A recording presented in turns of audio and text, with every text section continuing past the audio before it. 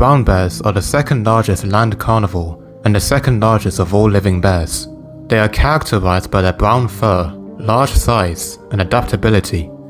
It's easily the most recognizable and famous of all bears, making an appearance in much of modern media. Because of their adaptability, they are very widespread, living in a variety of different habitats across Eurasia and North America. Despite being the second largest bear species, just behind the polar bear, their size heavily varies, ranging from 80 to 700 kilograms. The largest subspecies is the Kodiak bear, with the largest male standing over 10 feet tall and weighing over 650 kilograms. However, even this mighty beast is dwarfed by a now extinct subspecies that existed during the Pleistocene. This was Ursus arctos priscus, the steppe brown bear. This bear lived in Eurasia from the Pleistocene to early Holocene, but its geological age is uncertain. Fossils of this animal are known from various caves in Slovakia, such as the Vazik cave among others. However, some authors have argued that the subspecies might be invalid as its geological age is unclear, and its remains being identical to its modern relatives. Adult males may have reached an average weight of 700 to 800 kilograms or 1500 to 1800 pounds, which would already make it comparable to the largest living subspecies. The maximum weight is estimated to be up to 1000 kilograms or 2200 pounds. This would make it one of the largest bears of Ice Age Eurasia.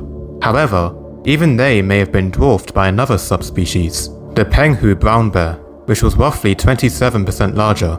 Its larger size may have been the result of island gigantism and abundance of large prey. The steppe brown bear was more carnivorous than its modern relatives, consuming over 50 kilos of meat per day. This is a complete contrast to the contemporary cave bear, which had a more herbivorous diet. They were also similar in terms of size, and may have crossed paths with them once in a while. However, since the cave bear was mostly a vegetarian, the two wouldn't have bothered each other that often. There was possibly another giant bear that lived in Eurasia around the same time, known as the tyrant polar bear. It was 20% larger than living polar bears, weighing a maximum of 1.2 tons. This would make it the largest land carnivore of Europe during the Pleistocene. However, it turns out the remains of this animal, consisting of a single owner, actually belongs to a very large brown bear instead, possibly the steppe brown bear, or a close relative.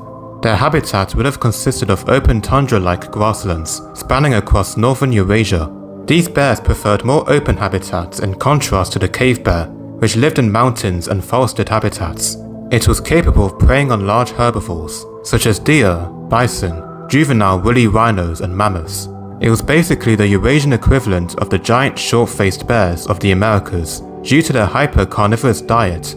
However, Arctos is now thought to have been a giant omnivore, much like today's bears.